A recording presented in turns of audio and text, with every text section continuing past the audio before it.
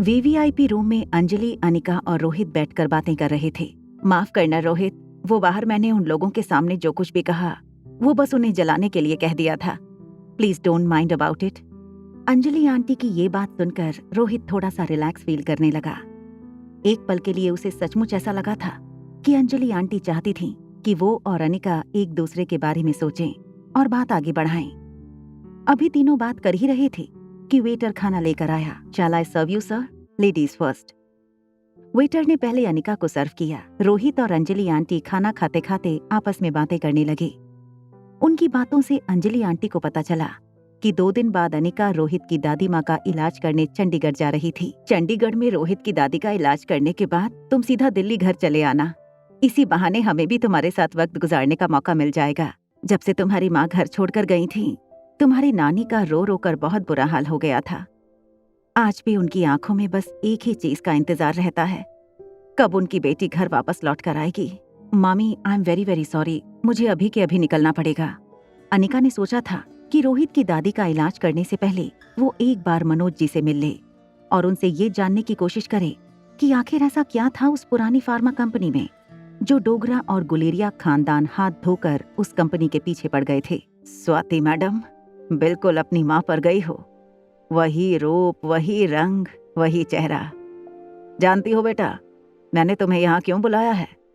तुम्हारी माँ को यहाँ की कॉफी बहुत पसंद थी। उस जगह की कॉफी एक बार तुम पियो तो शायद तुम्हें अच्छा लगेगा। मनोज अंकल, दरअसल मुझे आपसे एक जरूरी काम था। बेटा, अगर कंपनी के अकाउंट को लेकर कोई बात है तो मैं तुमसे कहना चाहूंगा कि मैं पूरी कोशिश कर रहा हूँ कंपनी को नुकसान से बाहर लाने की। तुम कंपनी की मालकिन हो। अगर तुम चाहती हो कि कंपनी की बागडोर किसी ज्यादा क्वालिफाइड आदमी के हाथ में देनी चाहिए तो मैं उसके लिए भी तैयार हूँ। अंकल, ये कैसी बातें कर रहे हैं? आपने जो कहा वो तो मैं कभी सोच भी नहीं सकती। मैंने आपसे पहले भी कहा था और आज भी कह रही हूँ कि मैं इस कंपनी की सिर्फ कागजी मालकिन हूँ। इस कंपनी के असली मालिक तो आप हैं। प्लीज आज के बाद ऐसी बात कहना तो दूर, सोचना भी मत। मैंने आपको यहाँ एक पर्सनल काम से बुलाया था। कहो बेटा, क्या बात है? क्या कर सकता हूँ मैं तुम्हारे लिए? अंकल, क्या मेरी माँ ने सिर्फ मेरे ही नाम पर यह कंपनी की है या कुछ और भी है? मेरा मतलब ऐसा कुछ जो कंपनी से जुड़ा हो, कंपनी के बाहर या अंदर? हाँ है। कंपनी के अलावा भी एक चीज है जो तुम्हारी माँ तुम्हें देना चाहती थी। अंकल, क्या है वो? मुझे बताइए प्लीज। मनोज जी ने हंसकर जवाब दिया, तुम्हारी माँ ने तुम्हारे नाम पर कंपनी के अलावा एक और चीज छोड़ी थी और वो दूसरी चीज है ढेर सारी काबिलियत। हालांकि ये बात बहुत इमोशनल थी, मगर ये बात सुनकर अनिका थोड़ी निराश जरूर हुई थी। थोड़ी देर बाद मनोज जी को खुद रियलाइज हुआ कि जब स्वाति मैडम की मौत हुई थी तब अनिका बहुत छोटी थी, मगर अब वो काफी बड़ी हो चुकी है और समझदार भी है। इसलिए उनकी नसीहत की अब शायद अनिका को जरूरत नहीं थी। अब जबकि तुम इतनी बड़ी और समझदार हो गई हो तो क्यों ना तुम ही कंपनी टेक ओवर कर लो। माँ ने आपको किसी वजह से ही चुना था इस फार्मा कंपनी की देखभाल करने के लिए। भला उनके डिसीजन को मैं कैसे बदल सकती हूँ? क्या कभी डोगरा खानदान ने अपनी फार्मा कंपनी खरीदने में कोई इंटरेस्ट दिखाया था? नहीं बेटा, ऐसा तो मुझे याद नहीं पड़ता कि कभी डोगरा खानदान ने हमारी कंपनी खरीदने की कोशिश की हो। अंकल, आपको कभी भी कोई ऐसी बात याद आए जो मेरी माँ चाहती थी कि मैं जानूं, या कोई ऐसा राज जो आपको लगता है कि मेरे लिए जानना जरूरी है, तो प्लीज मुझे बताइएगा। बेटा, ऐसी कोई बात याद आएगी तो जरूर कहूंगा। निराश होकर अनिका वहां से जाने लगी। पीछे से मनोज जी ने आवाज लगाकर अनिका को रोका, फिर उसके पास आकर बोले, बेटा, तुम कहो तो कंपनी का सालाना प्रॉफिट अब से तुम्हारे बैंक अकाउंट में जमा करवा दूंगा। बस तुम मुझे अपनी बैंक डिटेल्स भेज देना। होटल पैराडाइज इंटरनेशनल, रोहित के स्वीट में धीरज मारवा सोफे पर बैठा हुआ टेबल पर अपनी टांगे पसारे रोहित का इंतजार कर रहा था। उसके ठीक सामने सनी और आर्यन बैठे थे। आर्यन के दिल में अभी भी धीरज का डर बैठा था।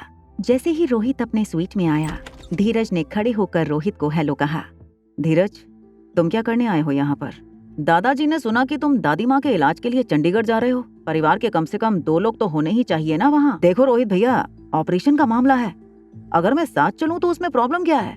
आखिर दादी माँ की जान का सवाल है। भैया, अब जब दिल्ली जा ही रहा हूँ तो मैंने सोचा कि क्यों ना आपने जहाँ से मार्शल आर्ट की ट्रेनिंग ली है वहीं से मैं भी थोड़ी और ट्रेनिंग ले लूं। रोहित ने दिल्ली में ब्रह्मपुत्र मार्शल आर्ट कैंप से अपनी ट्रेनिंग पूरी की थी। और ब्रह्मपुत्र एकेडमी के बलबीर सर सिर्फ दिल्ली नहीं बल्कि पूरे इंडिया में फेमस थे। मार्शल आर्ट के लिए सिर्फ 2 ही एकेडमी का सबसे ज्यादा नाम था, एक ब्रह्मपुत्र मार्शल आर्ट और दूसरा the pillar training camp. Rohit को पता था कि धीरज को मार्शल आर्ट सीखने का बहुत क्रेज था, इसलिए उसने धीरज की इस बात का जवाब देते हुए कहा, ठीक है, मैं तुम्हें वहां मेरे कोच के पास भेज दूंगा, मगर वो ऐसे ही किसी को अपना शिष्य नहीं बनाते, फिर भी जाके ट्राई करो। हाँ, और तुम आर्यन को भी अपने साथ ले जाना। ये बात सुनकर धीरज ने अपना मुंह बिगाड़ते हुए आर्यन को देखा और रोहित से कहा, इससे मार्शल आर्ट सीखने ले जाऊं? Are you sure? धीरज की इस बात पर गुस्सा होते हुए रोहित ने उसे घूर के देखा। वैसे तो रोहित नहीं चाहता था कि आर्यन मार्शल आर्ट सीखे, क्योंकि आर्यन कमजोर था बाकी बच्चों से, मानसिक और शारीरिक तौर पर। लेकिन आजकल आर्यन की हरकतें कुछ ऐसी थीं कि रोहित को लगा कि मार्शल आर्ट सीखने से शायद आर्यन लड़कियों वाली हरकतें करना छोड़ दे। आगे की कहानी जानने के लिए देखें अगला एपिसोड सिर्फ पॉकेट एफएम के यूट्यूब चैनल पर। और एक लड़की को देखा तो के सारे एपिसोड को सुनने के लिए डिस्क्रिप्शन में दी गई लिंक से डाउनलोड करें पॉकेट एफएम ऐप।